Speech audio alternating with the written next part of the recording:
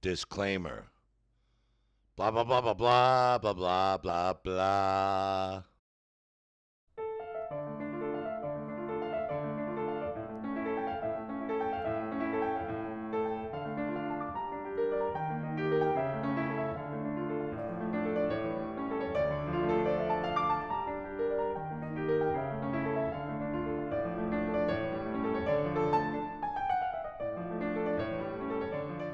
Yggdrasil, or as my Danish son who can actually pronounce it calls it, Yggdrasil. In Norwegian, Yggdrasil. is an immense mythical tree that plays a central role in Norse cosmology, where it connects the 9 worlds. Like Dante's 9 circles of hell, or the 9 lives of a cat falling out of a window, we think of this as a vertical metaphor. But what if it's actually horizontal?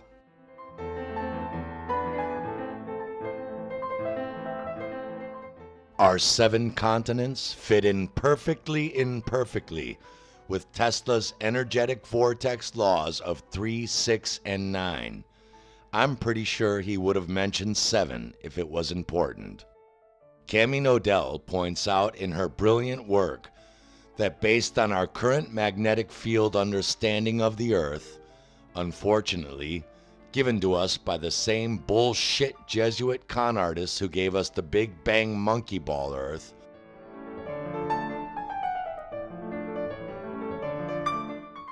that we are missing at least 1 continent. But what if we are missing 2 continents, making 9 total?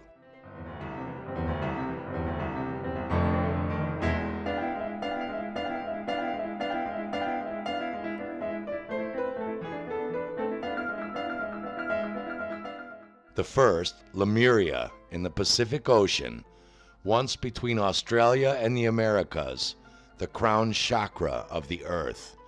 And second, the heart chakra, Atlantis, in the Atlantic Ocean. As the macrocosm, so the microcosm.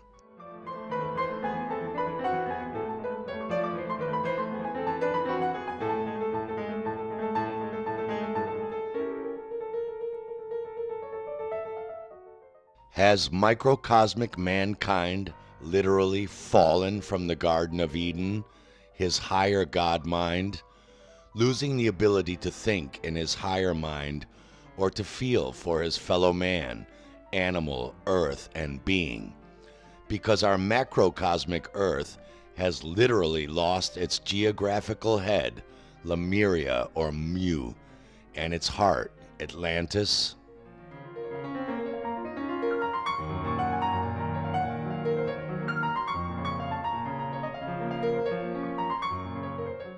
In fact, when you place microcosmic man over a flat projection of macrocosmic Earth, some startling revelations appear.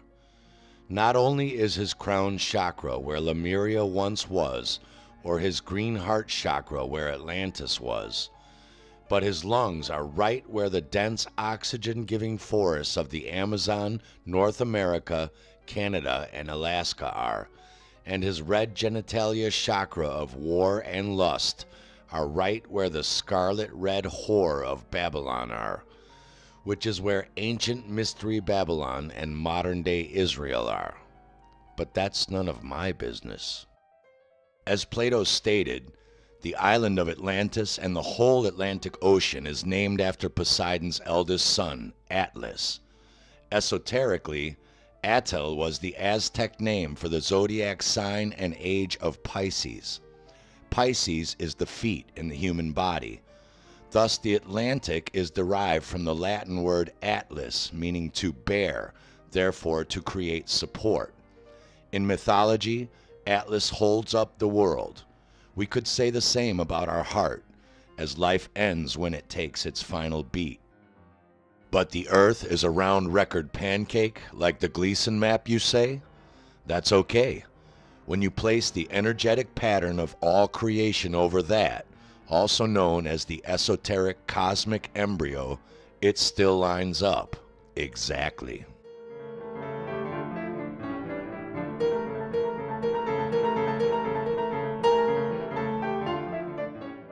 Lemuria Mu, Earth's sunken crown chakra.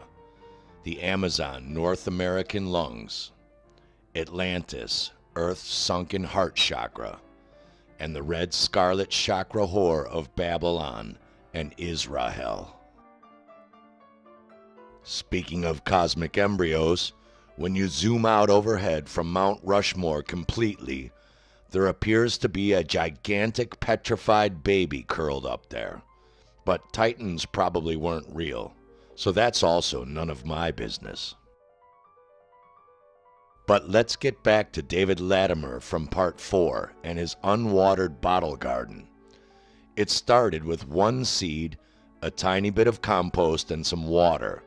But after 40 years, his little plants sit on a massive pile of earthen compost, which has obviously formed from decaying, fallen plant matter throughout the years. Which begs the questions. What are continents really? Why does vegetation grow so quickly and in abundance on our soil?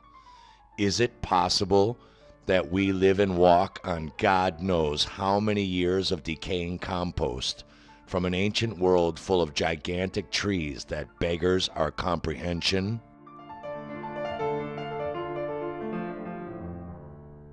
We'd like to share some comments from our brilliant Spacebusters subs who give us more questions than we give them answers, and who are the only reason we continue to do this shared learning venture. Bob points out that there is a mycelium mushroom mat that covers the entire United States just under the ground. One giant mushroom, hundreds of miles large, just inches under the ground, that most people have no idea exists. Guilty as charged. Nothing to see here, Spacebusters. Move along. Andrew L. says, what if the flood surrounding the Earth, actually made of salted and other mineralized water, caused a drowning and slow petrification with high pressure over a short amount of time, 100 days or so, I'd call that a fast petrification, and created this result of tree stumps above and oil below as the roots were broken down. The trees were possibly cut before that, but then later along came this flood. Some of them left still standing and broken by swift water waves could have created some of the mountains that we have today. Mudflood Giants, who gets an A+ for his channel name alone, blew us away with this little gem of a video on bushcraft extraction of crude oil out of dead tree roots using fire or heat, as we discussed an alternative volcanism theory in Part 4.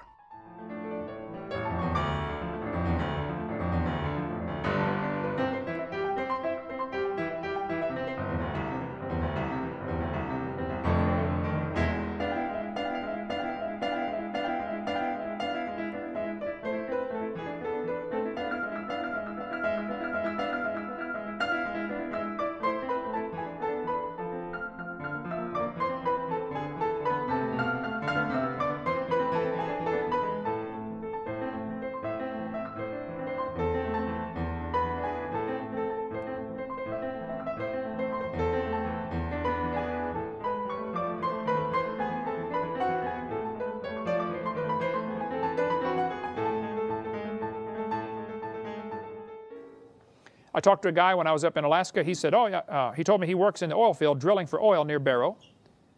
He said they drill down 1,000 feet through permanently frozen ground, permafrost, and hit trees. He said one day they were drilling and hit a tree, and they always take whatever they drill out and lay it on the ground beside them to go, develop a sample of what's down in the ground. He said they drilled straight through the top of a tree that was 300 feet tall, standing up. This is on the north slope of Alaska. Folks, I was just up there. There are no trees. We saw one tree growing in a Chinese restaurant inside, about this big. That's it. There are no trees in Barrow, Alaska. There are certainly no trees 300 feet tall.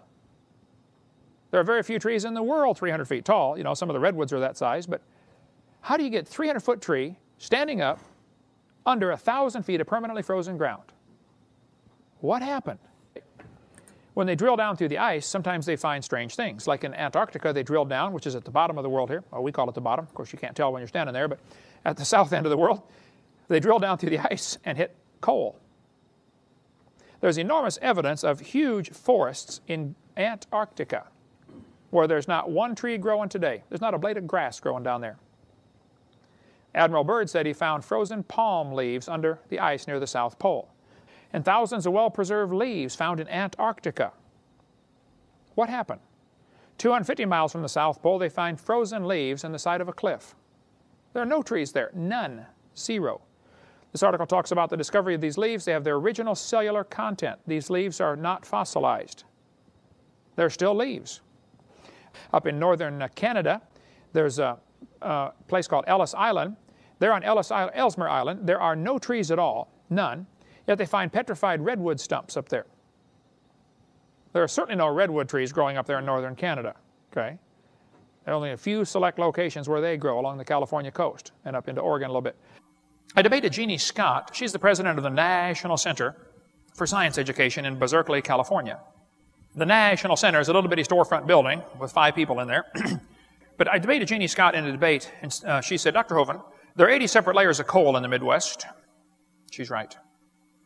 She said, if you look at the amount of coal in the world today, the entire biomass, all the plants of the world today, could not possibly be converted to that much fossil fuel. She's right again. There is so much coal in the world that if you took every tree and blade of grass and bush and squished it, you couldn't make all the coal. There are enormous volumes of coal in the earth. I said, Jeannie, you are right.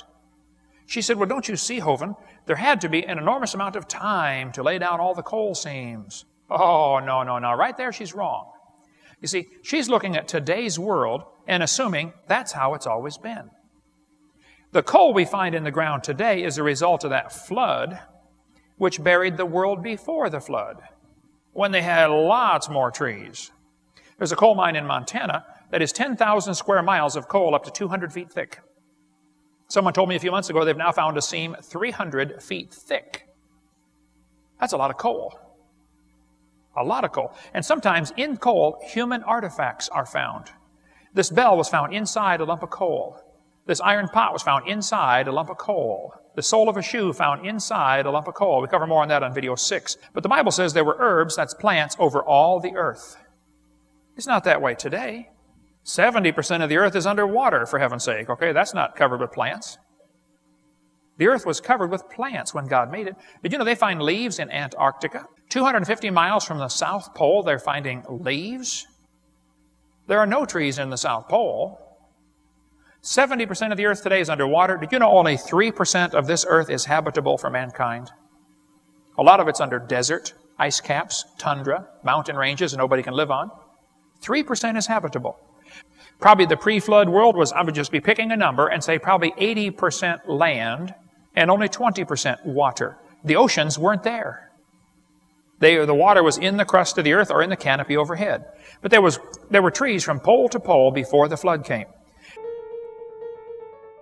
Dr. Walt Brown's hydroplate theory on the mechanics of how the Great Flood may have happened is absolutely plausible and fascinating, but he never offered a theory as to the trigger mechanism of why it happened, nor do we resonate at all with Dr. Hovind's theory that a giant ice comet half the size of our alleged Spaceball solar system broke up and hit the Earth. After we look at a summary of Walt's theory, we'll propose our own original theory as to what the trigger mechanism may have been, based on a mind-shattering video sent to us by another ace Spacebuster sub, B. Rush. Dr. Brown? We can see on our planet 17 very strange features which can now be systematically explained as a result of a cataclysmic global flood whose waters erupted from subterranean chambers with an energy release exceeding the explosion of 10 billion hydrogen bombs. This explanation shows us just how rapidly major mountains formed.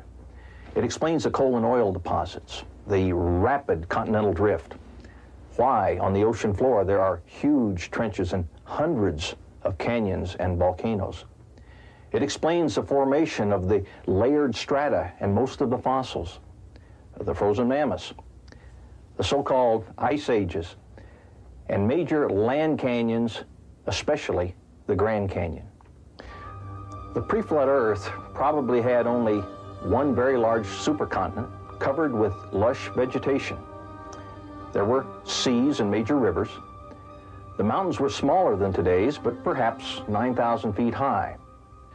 According to the hydroplate theory, the pre-flood Earth had a lot of subterranean water, about half of what is now in our oceans. This water was contained in interconnected chambers, forming a thin spherical shell, about half a mile thick, perhaps 10 miles below the Earth's surface. Increasing pressure in the subterranean water stretched the crust, just as a balloon stretches when the pressure inside increases. Failure in the crust began with a microscopic crack which grew in both directions at about 3 miles per second. The crack, following the path of least resistance, encircled the globe in about 2 hours. As the crack raced around the Earth, the overlying rock crust opened up like a rip in a tightly stretched cloth. The subterranean water was under extreme pressure because of the weight of the 10 miles of rock pressing down on it. So the water exploded violently out of the rupture. All along this globe-encircling rupture, fountains of water jetted supersonically, almost 20 miles into the atmosphere. The spray from this enormous fountain produced torrential rains, such as the Earth has never experienced before or after. The Bible states that all the fountains of the great deep burst open on one day. And it describes these events about 5,000 years ago, which we can now tie together scientifically. Some of the water jetting high above the cold stratosphere froze into supercooled ice crystals and produced some massive ice dumps, burying, suffocating, and instantly freezing many animals, including the frozen mammoths of Siberia and Alaska. The high-pressure fountains eroded the rock on both sides of the crack, producing huge volumes of sediments that settled out of this muddy water all over the Earth. These sediments trapped and buried plants and animals, forming the fossil record. This erosion widened the rupture. Eventually, the width was so great that the compressed rock beneath the subterranean chamber sprung upward, giving birth to the mid-oceanic ridge that wraps around the Earth like the seam of a baseball.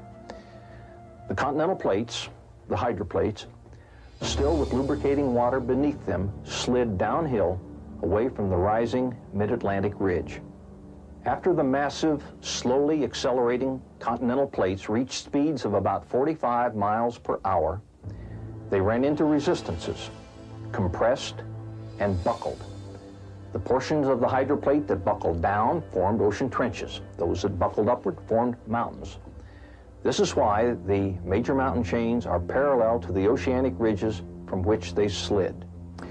The hydroplates, in sliding away from the oceanic ridges, opened up very deep ocean basins into which the floodwaters retreated. On the continents, each bowl-shaped depression or basin was naturally left brimful of water, producing many post-flood lakes. The demonstrations you have just witnessed of a massive worldwide catastrophe in antiquity supports the biblical story of the deluge in every detail. Dr. Brown's point is what we discussed in part 1. When we look at the shapes of the oceanic ridges against the major mountain chains, they fit more like a glove in shape, direction, and contour than the actual continents themselves do in the Pangea theory.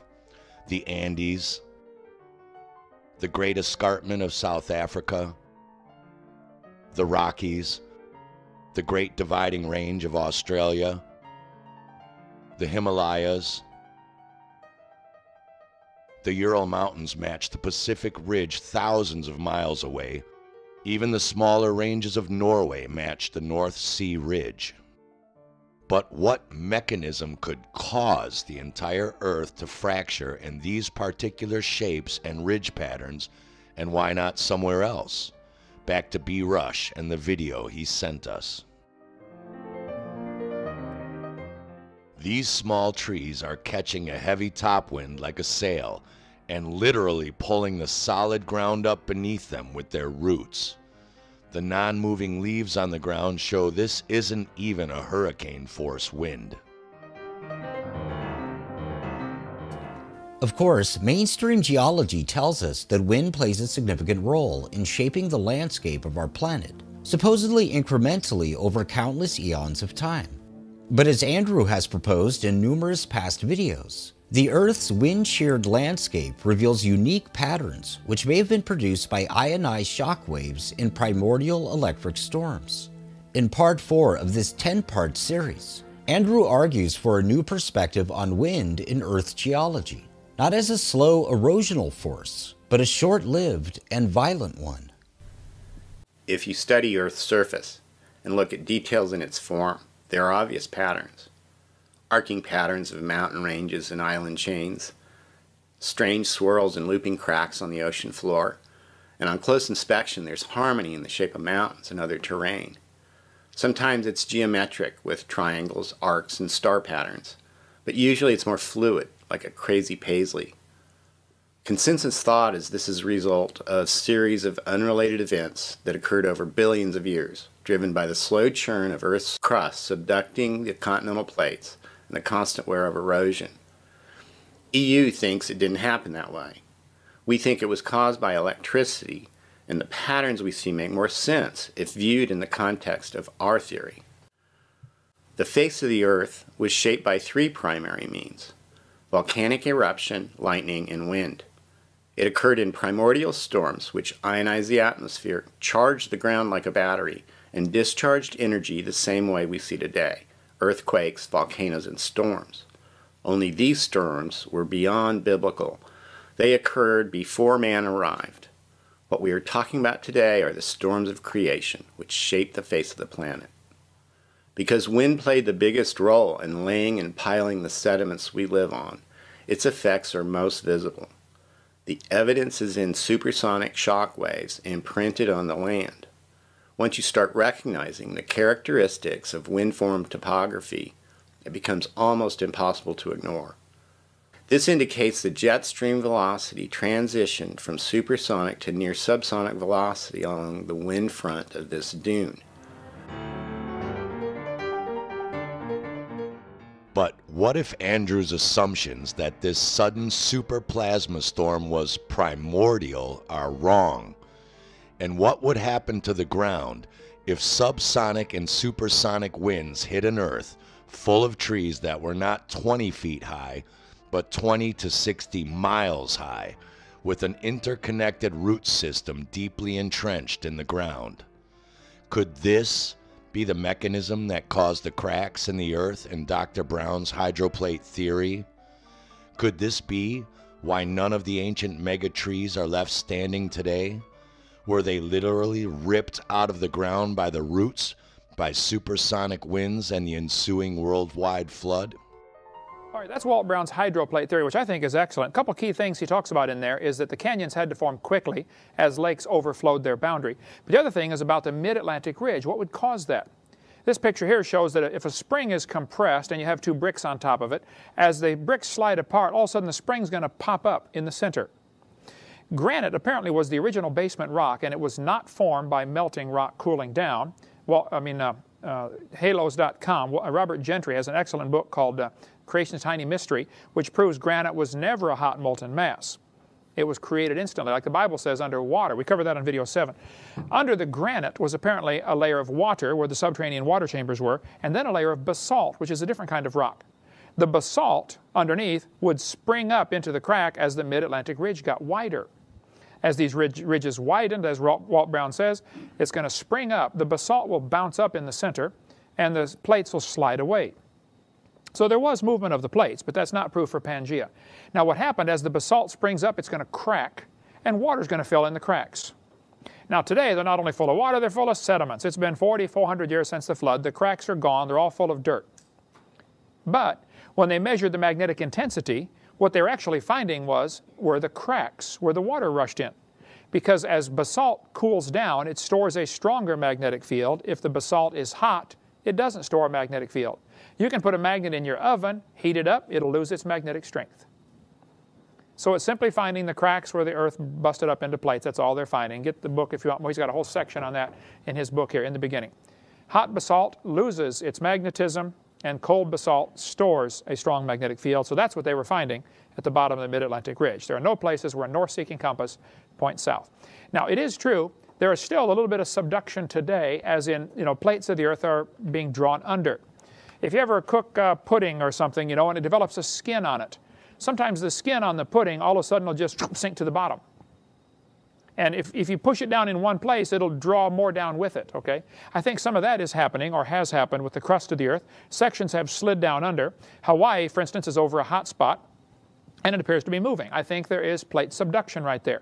But I don't think it's been going on for millions of years.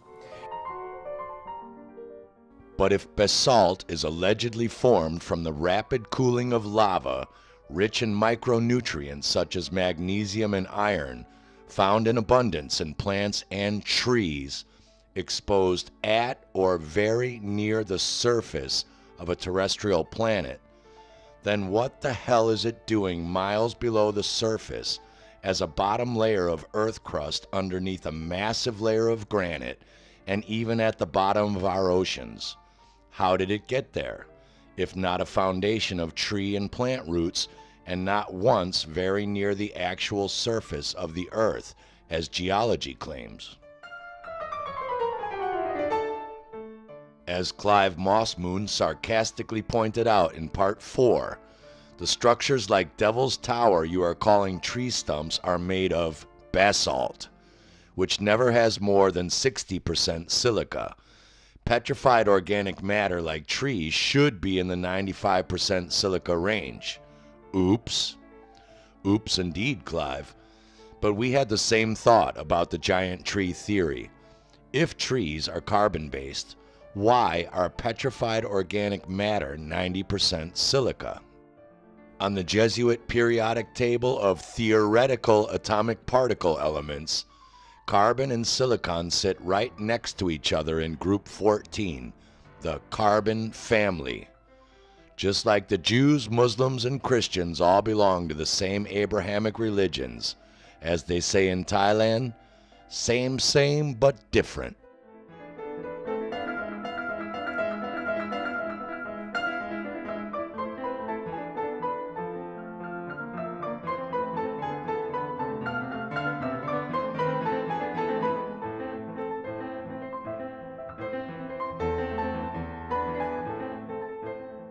The key difference between silicon and carbon is that carbon is non-metal, whereas silicon is a metalloid.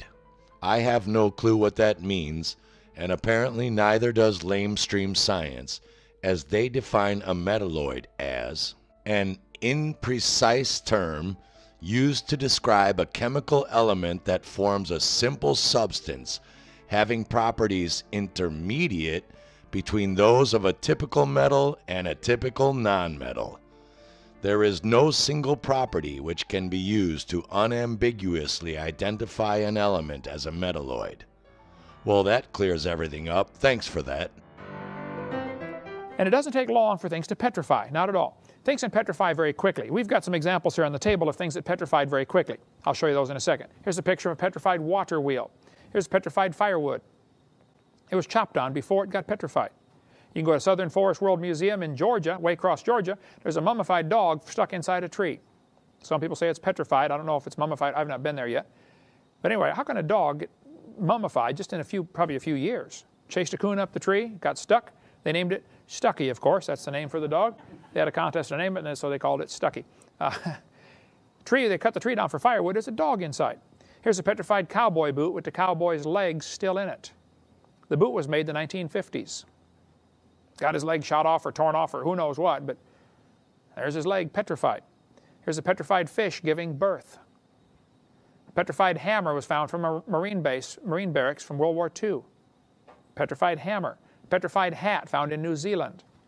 Here's a kid sent me this right here on the table, a petrified crayon found in Arizona. I mean, the crayon is turned to stone. We have right here a petrified pickle.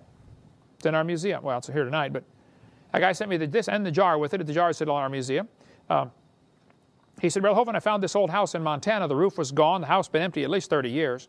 But we were digging around through what's left of this house and found the pantry. And there were pickle jars in there, but the lid to one of the jars rusted, and the pickle inside turned to stone. Would you like it for your museum? I said, well, yeah, of course. One kid wrote me a letter. Here's the letter right here. He said, Brother Hovind, I was 8 years old doing a science experiment. I put a bunch of acorns in a bucket of water to see if they would sprout. And I forgot about them. A year later, my mom saw the bucket on the back porch. She said, get rid of that bucket and all that junk out there. He said, the acorns had turned to stone in 1 year. I have right here a baggie of petrified acorns. It doesn't take long, folks. Don't let them tell you it takes millions of years for things to petrify. It's not true.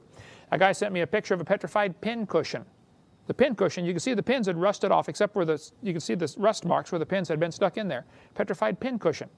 They dug up a grave in Tennessee several years ago. They found the body of the person inside the grave had petrified, turned to stone. The doctor died and they buried him. 14 years later, his wife died. This is back in 1881. They dug a hole to bury Grandma, and water went into the hole. And they thought, oh, we don't want to bury Grandma in the water, so they buried her someplace else. Then the kids got worried about Grandpa in that moving water. It hit an underground spring, apparently. So they dug up Grandpa. He'd been in the ground 14 years. And the article says, the occupant of the coffin had been turned to stone, presumably as a result of the continual flow of water. It said the arms had rotted off, but the rest of the body had turned to stone, petrified. A guy found a petrified man in Montana. He took it 5'8". The guy carried it around as a museum curiosity for years in carnivals and fairs and stuff. Petrified body of a man found on the beach in Montana, in a beach of a river. In Sao Paulo, Brazil, a lady went into the hospital. She said, my side's been hurting. The lady was 62 years old. They x-rayed her and found a petrified fetus, a baby, inside. She had been pregnant. The baby almost came to term and died, apparently, and turned to stone inside her body.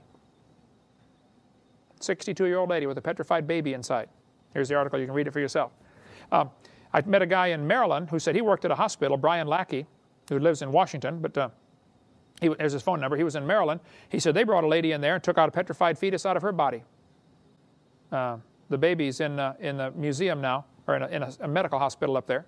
Petrified fetus. Here's petrified sacks of flour found in Arkansas. A flour mill flooded. The flour turned to stone. The sacks of flour were buried in water and mud and turned to rock. So the Bible says the high hills were covered. The earth was totally covered by a flood. 15 cubits, that's about 22 feet, over the mountains. So the skeptics say, where'd all the water go? Oh, it's still here. The Bible says in Genesis chapter 8, the waters assuaged. That means to drop down, to sink down.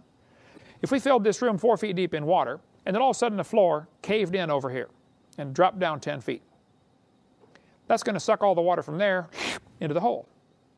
Well, during the flood, you'd get this sinking process as the ocean floors would drop out and the water would rush into those holes.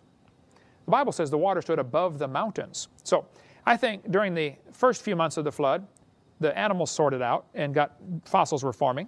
During the last part of the flood, the plates of the earth are still shifting and they're unstable, and they began to lift up or sink down different places. Thin spots sink down, other places lift up, forming mountain ranges. Water rushes off, forming erosion in a hurry. The Bible says in Psalm 104, at thy rebuke, they fled.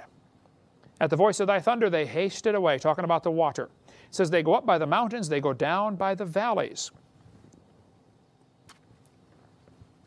Now, many reference Bibles have a footnote right here, because this is an Old English phrase. What this is saying is the mountains arose, the valleys sank down. During the last part of the flood, the mountains actually lifted up. So, was Mount Everest underwater? Mount Everest wasn't there. It formed during the last part of the flood as the mountains lifted up.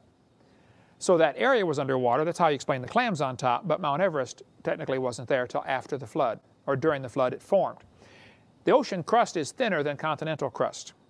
They know this from earthquakes, checking the S&P waves with kind of like doing a sonogram of the earth. They do that all the time. Thinner spots would tend to sink down. Water's going to rush in, filling in these places, causing oceans. The crust of the earth is about 30 miles thick under the continents and about 3 miles thick, 3 to 5 miles thick under the oceans. And the earth all busted up into plates like that. And some are still moving. Which gets back to our question from part 4. Do sea levels rise or do land masses sink? If there is any truth to this hydroplate flood theory, it seems more likely that the ruins we find 200 feet underwater off the coasts of continents have slid underwater through leftover subduction, either quickly or slowly as ocean crusts collapse or continue to slide. It seems highly unlikely that they could have survived the forces of such a flood event. But who knows? They are crumbled and destroyed, and perhaps they are the remnants of pre-deluge civilizations. Is this what happened to Atlantis?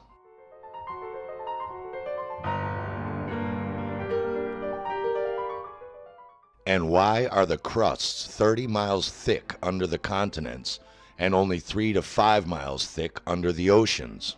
Were these continents already giant mounds of fallen compost from where ancient forests of 20 to 60 mile high trees were, and the oceans the equivalent of enormous ancient treeless prairies and plains thousands of miles across, lowland valleys that the great floodwaters receded into and settled as our oceans today? And what about our wild speculation that titans may have walked the earth and before the flood, all things were exponentially bigger than today? I am well aware of Eric Dubay's idea that the entire dinosaur story is a hoax and a business scam to make billions for museums showing fake bones made in China.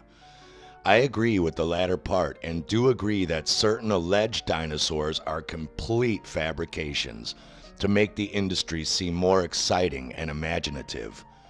But I am also open to the possibility that certain dinosaurs were nothing more than much larger and differently micro-evolved ancestors of the same animals that still walk the earth today. Just as Megalodon was to the great white shark, or woolly mammoth to the elephant, saber-tooth to the tiger, and perhaps giants to the titans. And they've got a new theory now that says maybe a lack of oxygen killed the dinosaurs. A lack of oxygen. Why would they say that? Well, they had a big symposium in 1993. A bunch of scientists got together to study the Apatosaurus. And they said, folks, we've got a problem. An 80-foot Apatosaurus had nostrils the same size as a horse.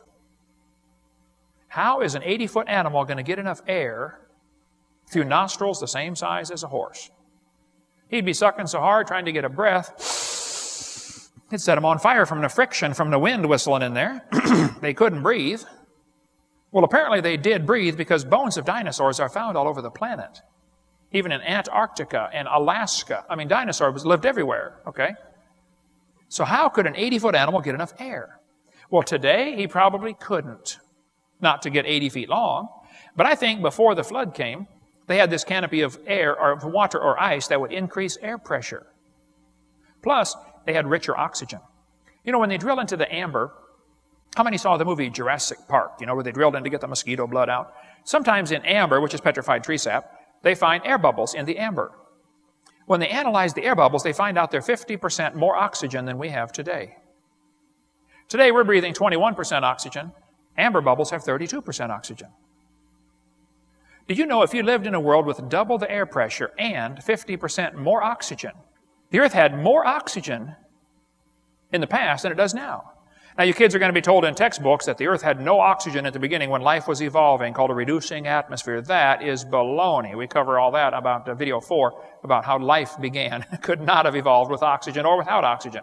But if you double the air pressure and increase oxygen, not only does your hemoglobin take on oxygen like it's supposed to, your plasma will get oxygen saturated, which means you could run hundreds of miles without getting tired. Adam and Eve didn't need a car. They could run to grandma's. Only they didn't have a grandma. Or mother-in-law, by the way. That's why it was paradise. Actually, my wife had a great mother-in-law. But I think before the flood came, I think things were a whole lot different. With increased oxygen, you would heal up much faster. How many of you remember baby Jessica that fell into the well in Texas? 18 months old, her left leg slipped down in a pipe, her right leg came up behind her, and she did the splits as she slid down inside an 8-inch steel pipe. She went down 20 feet and was stuck there for 2.5 days. They tore up the whole neighborhood trying to get that kid out of that well. It was on the news about every 15 minutes. Remember that? You know, baby Jessica's still alive. When they finally got her out of that well, lots of her body had turned black from lack of circulation. Her right leg was totally black because it had been twisted around and stuck in her face from behind, doing the splits. One of the doctors said, we have to cut her leg off immediately. Another doctor said, hey, before we cut the leg off, let's just try putting her in a hyperbaric oxygen chamber. You know what? Hyperbaric oxygen. They put Jessica in one of these chambers, filled it up full of pure oxygen, and pumped it up to double normal pressure. Within a few hours, her leg turned pink. They restored circulation. They saved her leg. They did have to amputate half of her little toe, okay? They couldn't save that. It beats losing a leg by a long shot. West Germany is treating stroke patients with hyperbaric oxygen, getting incredible recovery from strokes. In England, they're treating multiple sclerosis. They treat all kinds of diseases with hyperbaric chambers. In India, they're treating leprosy, getting incredible results. Here's a kid being treated for cerebral palsy with hyperbaric oxygen. Doctors have discovered if they add more oxygen during surgery when the person's under anesthetic, only half as many patients get infections and only half as many people get nauseated, just by giving the sleeping patient more oxygen. Interesting. There's a chamber in New York that treats autism with hyperbaric oxygen. Hyperbaric therapy's use as healing tool grows, article says. Here's a single-person chamber. Did you know the Dallas Cowboys have a hyperbaric chamber? Why would professional sports teams want a hyperbaric chamber? Well, because they've discovered their injured players will heal twice as fast. Zach, somebody from the Dolphins, says, about 3 times a week during the season, Zach chills out for an hour or so in a hyperbaric chamber, a 12-by-4 bag inflated with pure oxygen that helps the body heal and promotes a feeling of well-being. You can get your own hyperbaric sleeping bag if you want. A friend of mine in Oregon has a hyperbaric chamber. Here's my son running the camera back there, and his wife and I at an oxygen bar in Alaska. You sit down to eat lunch, and you breathe pure oxygen. You pay them $5 and you breathe pure oxygen while you're eating lunch. And when you get done, you feel like going shopping again. It's a conspiracy, I can tell you right now. The whole thing's a conspiracy to get you to spend more money. Okay? But then you feel great. My friend in Oregon has a hyperbaric chamber. I was out there. He said, Brother Hovland, would you like to try it? I said, yeah. He put me in there, gave me a book to read, said, I'm going to shut the door and pump it up to triple normal pressure. They use the diving terms. You're going to dive to 90 feet. Well, you're sitting right there in the chamber. You don't go anywhere, but it's like scuba diving to 90 feet. He said, now, I'll let you out in about an hour. I was in there breathing pure oxygen for an hour, reading my book, under triple normal pressure. When he let me out, he said, how do you feel? I said, I feel like running around the world. This is incredible. Now, how many of you old-timers, your get up and go, done, got up and went? You know what I'm talking about? Yeah. Most exciting thing you can think of is taking a nap Sunday afternoon, right? Well, man, in the pre-flood world, if they had to double the air pressure and increased oxygen, you would just be full of energy all the time. There's a guy in Japan started raising tomato plants with pressurized carbon dioxide. You know, plants breathe CO2 and not oxygen. His tomato plant grew faster than normal. When it was 2 years old, it was 16 feet tall and produced 900 tomatoes. They moved it to a shopping center and built scaffolding to hold the branches up. They said, you know, this thing might produce 10,000 tomatoes. This is one tomato plant. It ended up growing 40 feet tall and producing 15,000 tomatoes off one plant. It was a cherry tomato plant, but tomatoes were coming off baseball size off of his. Obviously, there would have to have been more than 21% oxygen in the air and much greater air pressure than there is today.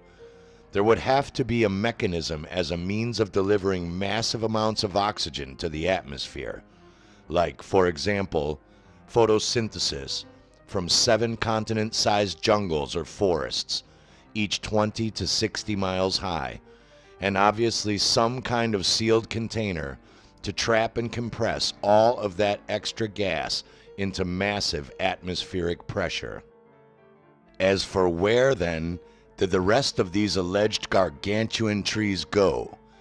Did they burn up in a supersonic wind plasma storm? Are they actually the giant petrified mountains today and not crustal basalt and granite? Were they chopped, used, and burned by titans?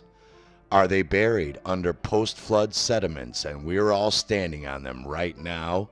Or perhaps none of the above? Well, that's none of my business.